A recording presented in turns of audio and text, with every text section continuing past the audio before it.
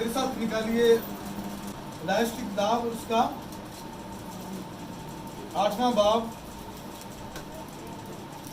और उसकी 15वीं आयत से लेकर 19वीं आयत तक।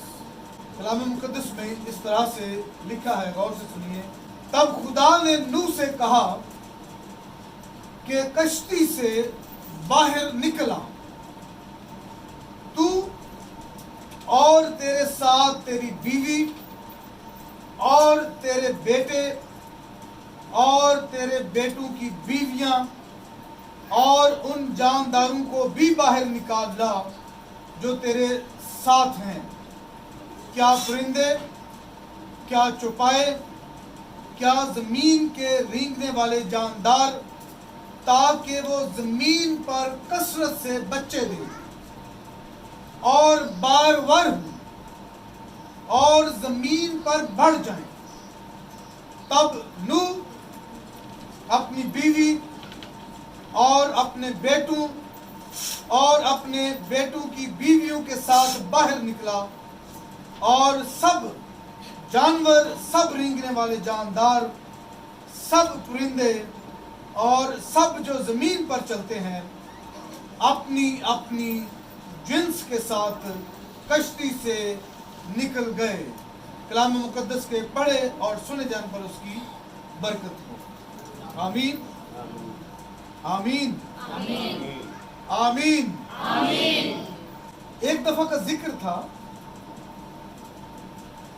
कि किसी जगह पर एक खानदान रहता था जिसके 6 अफराद, 6 जो रुकन थे, अरकान थे, 6 अरकान पर मुश्तमिल एक खानदान किसी जगह पर रहता था, और वो सुलह और अमन और हम आहंगी का नमूना था, जिनके बच्चे हमेशा फर्माबरदार और एक दूसरे के साथ ना उलझते थे, ना लड़ाई झगड़ा करते थे, ना बहस व तकरार करते थे, और उनके वालिदैन के दरमियान भी कभी झगड़ा नहीं हुआ, कोई बहस व तकरार कभी नहीं हुई, कभी कोई तनाज़ा पैदा नहीं हुआ। हर बात में एक दूसरे से इत्तेफाक करते थे, और यहाँ तक कि उस घराने के जो जानवर थे, मुर्गियां थी, वो भी कतार में चलते थे, और उनका बाप नहायत शाइस्ता, कभी गुस्से में नहीं आया, कभी ऊंची आवाज में वो नहीं बोला। माँ उनकी जो थी वो जैसे वो मोहब्बत की देवी होती, कभी बहस व तकरार नहीं करती, कभी डांटती नहीं है। गर्ज वो खानदान हर वक्त मुसर्रत और शादमानी का मरकज था। जो कोई भी उनको देखता वो उस घराने पर रश्क करता, क्योंकि वो एक मुकम्मल खानदान, कामल और मिसाली खानदान था। ऐसा खानदान ख्वाब में आपको मिल सकता है, ऐसा खानदान हकीकत में आपको कहीं नजर नहीं आ सकता। जिस घर में लड़ाई झगड़ा ना हो, जिस घर में बहस व तकरार ना हो, जिस घर में अमन सुलह सलामती हो, ये इस दुनिया में तो आपको शायद ना मिल सके। जब तक हम इस दुनिया में हैं, या जब तक हम अब्दियत के इस तरफ हैं, तब तक हम इनफरादी तौर पर और ख़ानदानी तौर पर मसाइल का शिकार रहेंगे, और हमें कभी भी मिसालियत पसंद होने की ज़रूरत नहीं है, क्योंकि मिसाली ख़ानदान आपको इस दुनिया में शायद ना मिले, क्योंकि खुदा ने हर इंसान को इनफरादी पसंद बनाया है, मुख्तलिफ बनाया है। इसलिए हम ऐसा नहीं कह सकते या ऐसा नहीं सोच सकते कि हर फर्द की सोच जो है वो मेरी सोच जैसी हो, मेरी बीवी की सोच मेरी सोच जैसी हो, मेरे बेटों की सोच मेरी सोच जैसी हो। बाइबल में हमें कोई ऐसा आइडियल बाप जो है शायद ना मिले। अगर हम बाइबल को पढ़ें, बाइबल को देखें, तो क्या बाइबल में हमें कोई आइडियल बाप नजर आता है? کیا ایسا مثالی باپ ہمیں نظر آتا ہے؟ بالکل ہیں بھی. بہت سارے والدین ہم دیکھتے ہیں، بہت سارے باپ ہم دیکھتے ہیں، اپنی حد تک وہ یہ کوشش کرتے ہیں کہ وہ بہترین باپ جو ہے وہ نظر آئیں. لیکن بائبل مقدس میں ایک شخصیت ہمیں ایسی نظر آتی ہے.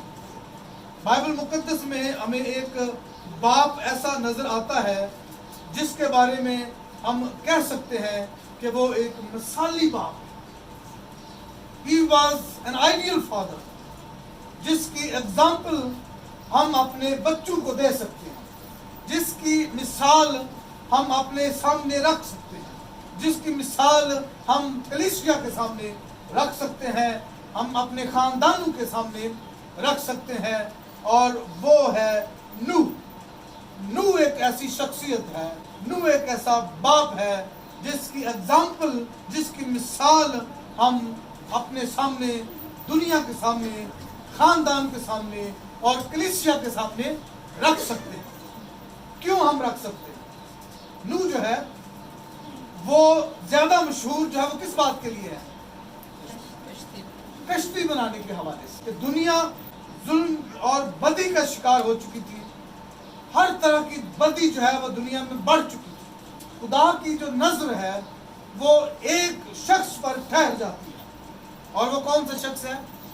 نو ہے. کیوں ٹھہر جاتی ہے؟ کیونکہ وہ خدا کے ساتھ ساتھ چلنے والا شخص ہے، کیونکہ وہ خدا کی تابعداری اور فرما برداری میں چلنے والا شخص ہے.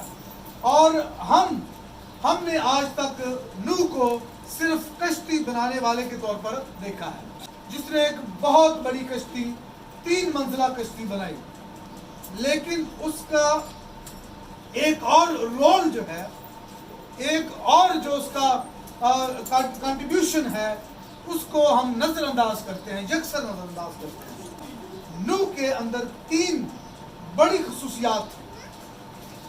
جو پہلی خصوصیت تھی جو اس کے اندر، وہ ایک بہترین رہنما تھا.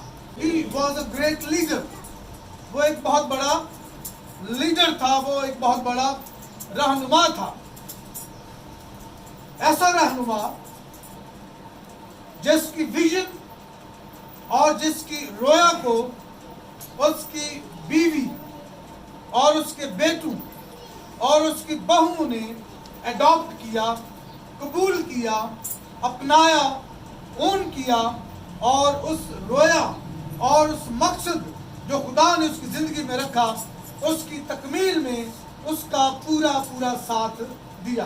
یعنی لیڈر کو جو اپنے ارد گرد رہنے والے لوگوں کو متاثر کر سکے، ان پر اثر انداز ہو سکے، اور ان کو آگے کسی بہتر جگہ پر لے جانے کے لیے رہنمائی کر سکے.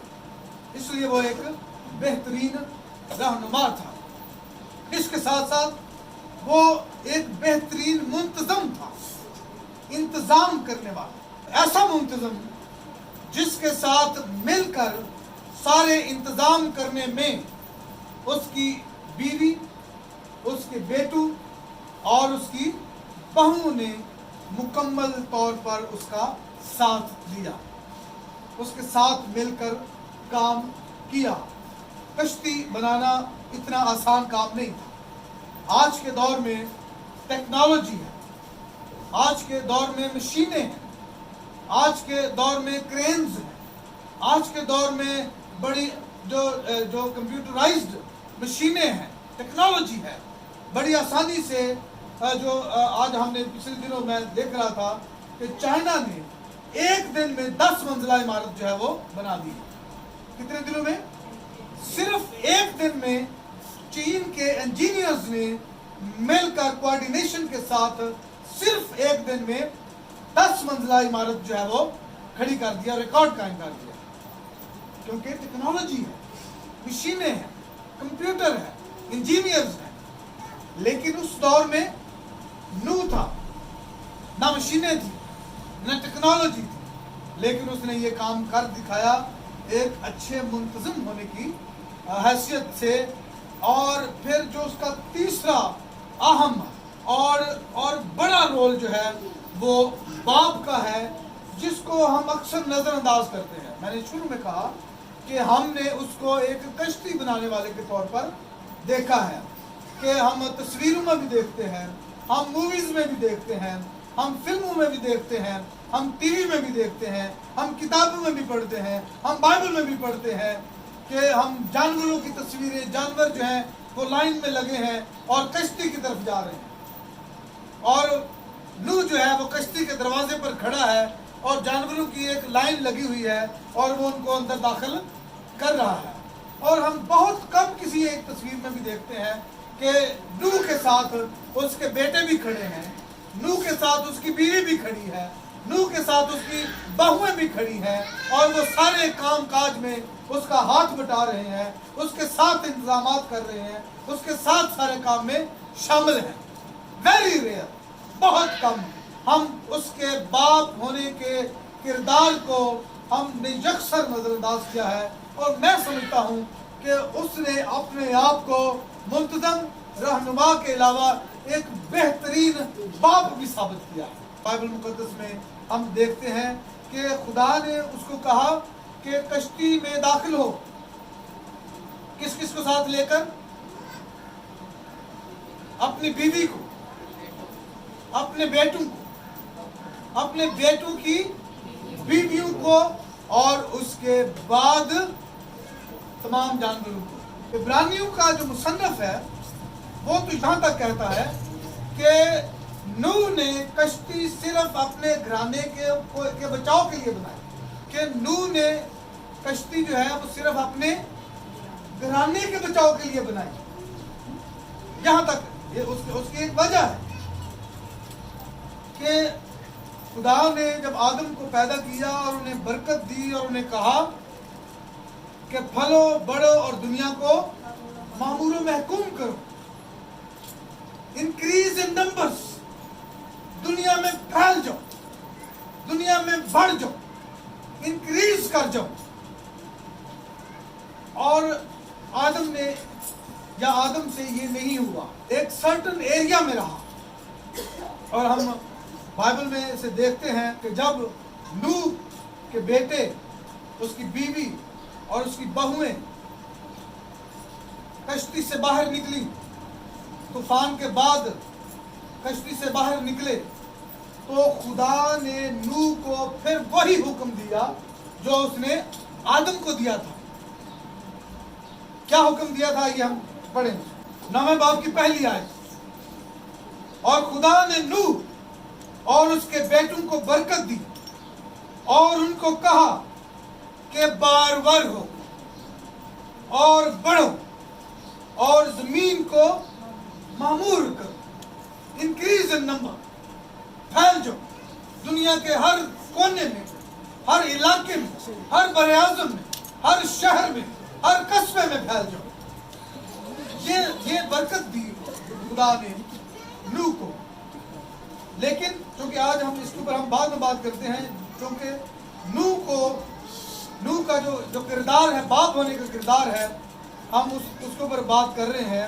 ہم نے بات کی ہے ایک لیڈر ہونے کے حوالے سے, نوح کے ایک منتظم ہونے کے حوالے سے, اور پھر ایک باپ ہونے کے حوالے سے.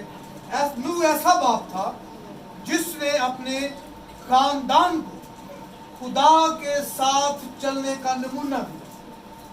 He was an example for his family, for his sons.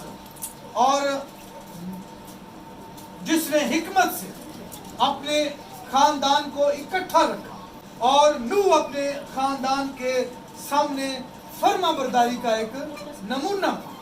He was an example of obedience. اور میں سمجھتا ہوں کہ اس کی بیوی بھی فرما برداری کا ایک نمونہ, کیونکہ اس کی بیوی نے ڈبل کام کیا.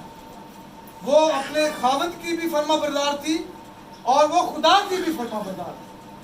اور پھر ہم اس کے بیٹوں کے بارے میں بھی ہم سیکھتے ہیں کہ وہ اپنی ماں کے بھی فرما بردار تھے, وہ اپنی ماں کی بھی عزت کرتے تھے, وہ اپنی ماں کی بھی رسپیکٹ کرتے تھے, وہ اپنے باپ کے بھی فرما بردار تھے. اور اس کا مطلب یہ ہے کہ وہ خدا کی فرما برداری بھی کرتے تھے, وہ خدا کی تابعداری بھی کرتے تھے. اور پھر اس کی بہویں بھی کسی بھی طرح سے پیچھے نہیں تھی.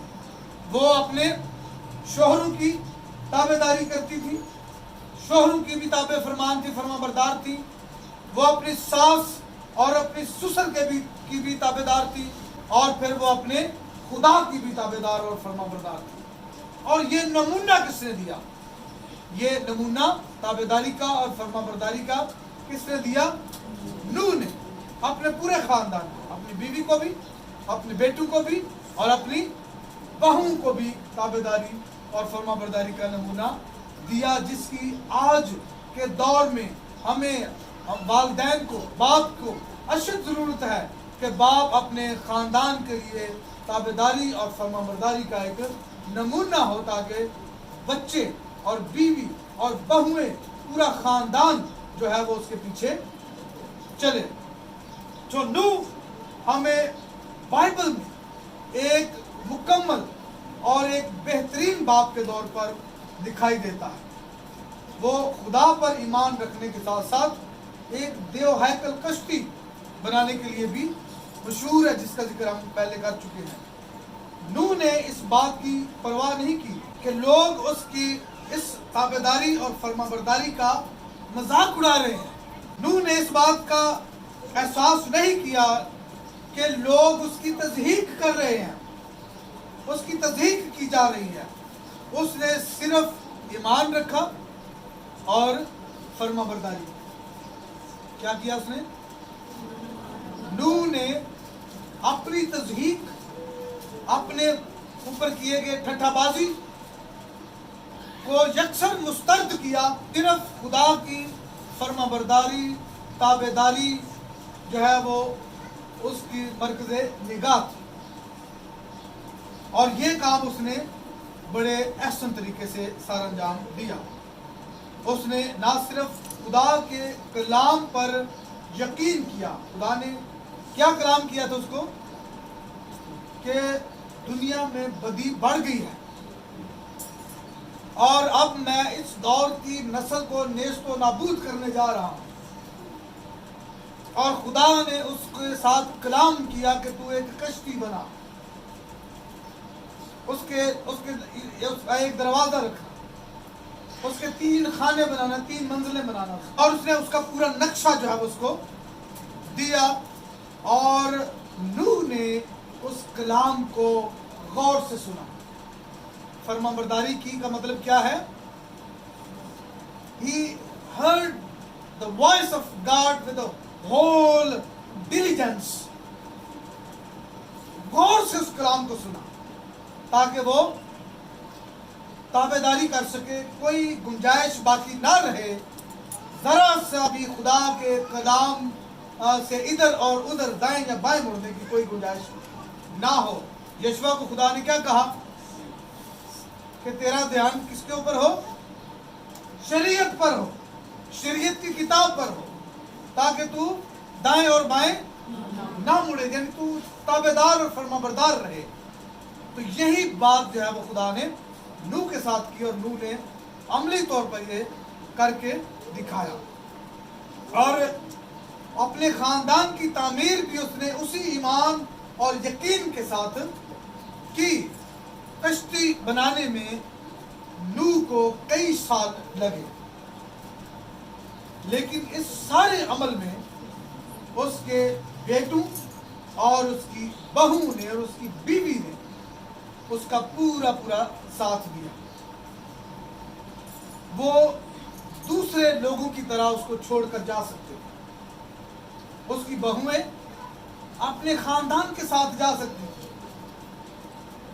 وہ بہویں کہہ سکتی تھی کہ ہم اپنے ماں باپ کے پاس جا رہے ہیں, ہم اپنے بھائیوں کے ساتھ جا رہے ہیں. لیکن انہوں نے اپنے شوہروں کے ساتھ رہنا پسند کیا اور انتخاب کیا. اور بہویں یہاں تک کہ وہ اپنے شوہروں کو بھی نوح کی اس ویژن سے ہٹا سکتی تھی. ٹھیک ہے نا, بہویں جو ہیں وہ یہ شرط رکھ سکتی تھی کہ ہمیں رکھو یا اپنے باپ کو رکھو, ہمیں رکھو یا اپنی ماں کو رکھو, ہم نے تو ادھر نہیں رہنا, ہم جاتی ہیں. لیکن نوح نے اس بات کو ریجیکٹ کر دیا. نوح نے اس بات کو ریجیکٹ کر دیا کہ نہیں, ہمیں رکھو یا اپنے باپ کو رکھو, ہمیں رکھو یا اپنی ماں کو رکھو, ہم نے تو ادھر نہیں رہنا, ہم جاتی ہیں. تو ان کے ساتھ ہو سکتا ہے کہ ان کے شوہر بھی چل پڑتے، لیکن نوح نے بہوؤں کو بھی ایسا نمونہ دیا تھا تابعداری کا اور فرمانبرداری کا کہ وہ اسی خاندان کا حصہ رہی. اور اس میں ہم دیکھتے ہیں کہ اور اگزامپل ہم لوط کی، نوح جو ہے نے اسی ظلم سے بھری ہوئی اور بدی سے ناراست دنیا میں سے بہویں جو ہے وہ چنی. ٹھیک ہے، وہی دور تھا جہاں گناہ تھا، بدی تھی، ظلم تھا، ہر طرح کی نافرمانی تھی، اور اسی دنیا میں سے انہی لوگوں میں سے نوح نے اپنے بیٹوں کے لیے بہویں تلاش کی، بہویں چنی. لیکن وہ اپنے سسر کی خدا ترسی، راست بازی کے سبب اسی کے خاندان کا حصہ رہی. وہ اس خاندان سے باہر نہیں گئی حالانکہ وہ جا سکتی. اور ہم ایک اور اگزامپل دیکھتے ہیں، لوط بھی ایک باپ تھا.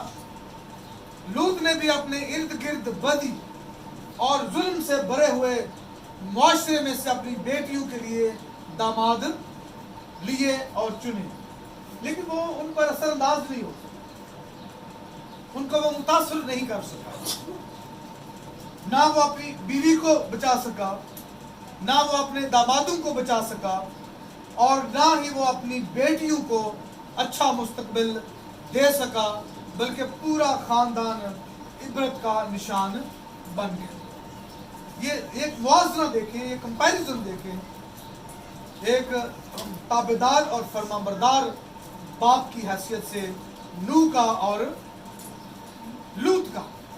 نوح نے نہ صرف اپنے خاندان کو بچایا بلکہ طوفان کے بعد تخلیق نو میں خدا کا شریک کار بھی ہوا. نئے سرے سے دنیا تخلیق ہوئی. کس کے وسیلے سے؟ نوح کے وسیلے سے، اس کے خاندان کے وسیلے سے، اس کے بیٹوں کے وسیلے سے، اور اس کی بہوؤں کے وسیلے سے. نوح کیا تھا؟ جو پطرس ہے وہ اپنے دوسرے خط میں، اس کے دوسرے باب کی 5ویں آیت میں راست بازی کی منادی کرنے والا کہتا ہے. The preacher of righteousness. کیا کہتا ہے نوح کو پطرس؟ The preacher of righteousness. راست بازی کی منادی کرنے والا. نوح نے نہ صرف اپنے گھرانے کو راست بازی کی منادی کی بلکہ گھرانے سے باہر پوری دنیا میں منادی کی، راست بازی کی منادی کی. لیکن اس کے ساتھ ساتھ اس نے اپنے گھرانے پر بھی توجہ دی. صرف راست بازی کی پریچنگ یا منادی اس نے دنیا والوں میں ہی نہیں کی بلکہ اپنے خاندان میں بھی کی. اس نے اپنے بچوں کی تربیت کی. وہ اپنے بچوں کی تعلیم و تربیت کرتا ہے، وہ ان پر نگاہ رکھتا ہے، وہ اس بات کا خیال رکھتا ہے کہ اس کے بیٹوں کی صحبت کیسی ہے، کمپنی کیسی ہے، وہ کہاں جاتے ہیں، کس کے ساتھ بیٹھتے ہیں، کس کے ساتھ بات کرتے ہیں، کہاں اتنی دیر لگاتے ہیں. ان ساری چیزوں کے اوپر وہ دھیان رکھتا ہے. اور ہم دیکھتے ہیں کہ بدی اپنے عروج پر تھی، نافرمانی آسمان کو چھو رہی تھی، لوگ خدا کو یکسر ترک کر چکے تھے. خوف خدا لوگوں کی زندگیوں سے جاتا رہا تھا. اس کے باوجود وہ اپنے بچوں کو، پورے خاندان کو خدا کے خوف میں رہتے ہوئے اور رکھتے ہوئے راست بازی کی زندگی بسر کرنے کی تربیت دیتا رہا اور انہیں بچا لیا. 4 خاص باتیں جو ہیں وہ اس کی زندگی میں موجود تھی. پہلی بات کہ وہ حلیم تھا. کیا تھا؟ وہ حلیم تھا. ایسا نہیں ہے، حلیم ہونے کا مطلب یہ نہیں ہے کہ بندہ آنکھیں بند کر کے دعا میں لگا رہے بس، اور اس کے گھر میں جو مرضی ہوتا رہے، اس کے بچے جو مرضی کرتے رہے. کہ نہیں جی میں تو حلیم شخص ہوں. मैं एक हलीम बाप हूँ, मुझे इनको मना करने की ज़रूरत नहीं है, मुझे इनको डांट डप करने की ज़रूरत नहीं है, क्योंकि मैं हलीम हूँ। हलीम होने का ये मतलब नहीं, उसने अपने बच्चों के ऊपर ख़ास निगाह रखी। जहाँ डांट की ज़रूरत थी उनको डांटा, जहाँ तरबियत करने की ज़रूरत थी उनकी तरबियत की, जहाँ मोहब्बत करने की ज़रूरत थी उनकी मोहब्बत की, क्योंकि वो एक हलीम शख्स था। दूसरी अहम बात उसके अंदर कि वो Shafiq, he was a caring person, he was a caring father, वो एक शफीक बाप था, वो उनके लिए चीज़ों को मुहैया करने वाला शख्स था। और ये नहीं था कि वो अपने बच्चों की हर फरमाइश पूरा करने के लिए तैयार रहता था, वो एक शफीक बाप था। जो बेटों के लिए ज़रूरी था वो उसने मुहैया किया, जो बहुओं के लिए ज़रूरी था उसने मुहैया किया, जो बीवी के लिए ज़रूरी था उसने मुहैया किया। He was a caring father, he was a caring leader, अपने घराने का बेहतरीन मुंतज़म था। इसके साथ साथ वो एक बहादुर शख्स था, जो बात कह दी उसके ऊपर कायम रहने वाला शख्स, जिस बात का इरादा कर लिया उस पर कायम रहने वाला शख्स था। चौथी बात, वो एक मजबूत शख्स था। He was a strong man. He was not a compromising personality. समझौता ना करने वाला। ये वो खूबियां थी जो एक बाप में होनी चाहिए, और नूह में थी, और आज के दौर के बाप में भी होनी चाहिए। नूह ने इतनी बड़ी कश्ती बनाई, लोगों के दरमियान मुनादी की, खुदा की फरमाबरदारी की। इसके नतीजे में नूह ने कोई इनाम नहीं जीता, नूह ने कोई कप नहीं जीता, नूह ने कोई शील्ड नहीं जीती। नूह ने खुदा के लिए अपना खानदान जीता। सबसे अहम बात जो है वो उसने क्या की, उसने अपना खानदान जीता, उसने अपने खानदान को बचाया। और तूफान के बाद जब वो खानदान कश्ती में से निकला तो खुदा ने जो हुक्म आदम को दिया था कि फलो बढ़ो और दुनिया को मामूर महकूम करो, वही हुक्म नूह को पैदाइश नामे बाप ने दिया कि फलो बढ़ो और दुनिया को क्या करो, मामूर करो। और फिर हमने देखा कि सिम, हाम और याफत, ये उसके 3 बेटे थे, और तीनों बेटों ने खुदा की ताबेदारी की, फरमाबरदारी की, नूह के बेटे होने का हक अदा किया। और याफत जो है वो यूरोप को निकल गया और रशिया को निकल गया और पूरे यूरोप में फैल गया। और हम हाम को देखते हैं तो वहां से निकला मसूपतामिया से, इराक के इलाके में से, और वो कहाँ फैल गया, सारे अफ्रीका में फैल गया, अफ्रीका के बरआज़म में फैल गया। फिर हम सिम को देखते हैं, सिम जो है वो पूरे एशिया में फैल गया। तो ये उस वक़्त के 3 बड़े बरआज़म जो है वो मालूम बरआज़म थे, बरआज़म यूरोप, बरआज़म एशिया, बरआज़म अफ्रीका। और ये तीनों बेटे अपनी औलाद को लेकर इन बरआज़मों में फैल गए और पूरी दुनिया को खुदा के हुक्म के मुताबिक मामूर कर दिया। That was the fruit of the obedience of Noah. ये नूह की फरमाबरदारी का फल था कि उसने खुदा के हुक्म की ताबेदारी की, फरमाबरदारी की और दुनिया को मामूरो महकूम किया। और आज के दौर में हमें नूह जैसे बाप की ज़रूरत है। आज के दौर में आपको पता है कि आज की दुनिया भी जो है वो नूह के दौर से मुख्तलिफ दुनिया नहीं है। बदी आज भी अरूज पर है, जुल्म आज भी अरूज पर है, नाफरमानी आज भी अरूज पर है, लेकिन आज भी हमें नूह की तरह का बाप जो है वो बनने की ज़रूरत है। खुदावंद आपको बरकत दे आज के कलाम के वसीले से, और बहुत ज़्यादा ताबेदारी और फरमाबरदारी में ज़िंदगी बसर करने का फजल अता। खुदावंद आपको